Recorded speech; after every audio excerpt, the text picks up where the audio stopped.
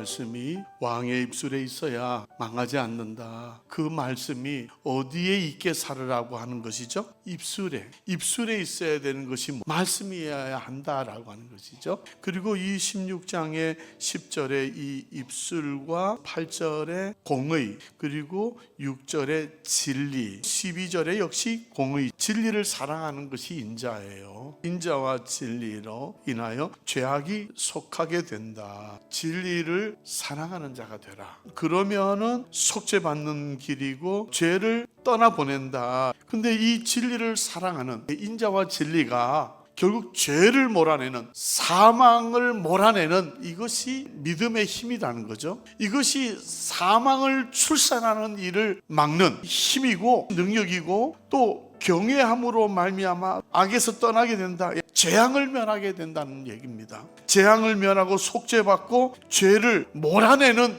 이것이 힘이라는 거예요. 진리를 사랑하는 겁니다. 6절에 이 진리가, 8절에는 공의죠. 소득에서 공의를 말하는 겁니다. 적은 소득이라도 공의를 바탕에 둔 소득이라면, 아무리 많은 소득이라도 불법의 바탕을 둔 소득보다 이것이 낫다는 거예요. 진리에 반대되는 개념이 기준이 되고 이것이 바탕이 되었다면 그 많던 것이 점이 될 수밖에 없어요. 그러나 공의의 바탕을 둔다면 이 씨앗과 같은, 이 점과 같은 시작이 나중에 르호보처럼 확장된다고 하는 것이 부등호 아닙니까? 그래서 적다 하더라도 공의로, 진리로, 말씀으로 시작되게 한다면 그것이 큰 확장을 가져온다는 거예요. 말씀과 진리와 상관이 없는 예배라면 악을 행하는 거예요. 창조적 말씀이 명령이 돼야 되는 거예요. 아무리 많다 하더라도 그것이 불법이라면 망해서 점이 될 수밖에 없다는 거예요. 이게 지금 공의의 소득을 다루고 있는 거예요. 그래서 아간의 예를 게하시도 마찬가지죠.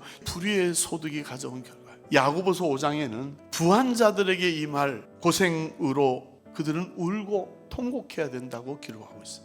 여러분, 부한 자는 다 이렇게 울어야 되고 통곡해야 됩니까? 그 이유를 부한 자들의 금과 은이 녹이 슬었다는 거예요. 추수한 자가 받지 못한 싹이 소리를 질러서 그 추수한 자의 우는 소리가 주님의 귀에 지금 들려지고 있다는 거예요. 불의의 소득이라도, 그것이 불법한 재물 아무리 많다 하더라도 천국에는 그것은 점과 같이 될 수밖에 없어.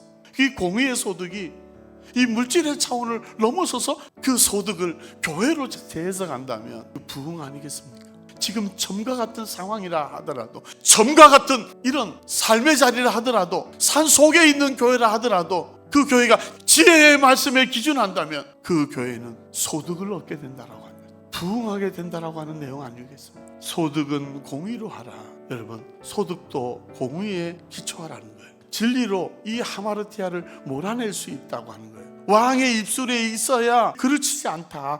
입술에 하나님의 말씀이 있어야 망하지 않아. 남유다의 여호사밧 왕이 엘리사에게 이렇게 말했어요. 하나님의 말씀이 그에게 있도다.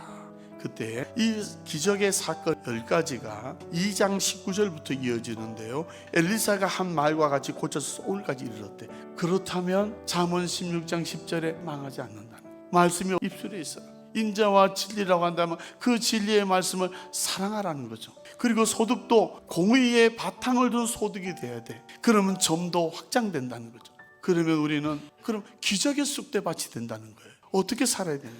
그 진리를 사랑하라는 거예요. 그 진리로 하여금 우리의 입술에 있게 하라는 거예요. 하여 주님의 몸된 교회가 성장하고 부흥하는 만큼, 이게 진리의 소득이 되는 것만큼 성도 여러분들의 모든 가정과 기업에 이런 기적의 천지가 되시기를 주의 이름으로 축원합니다.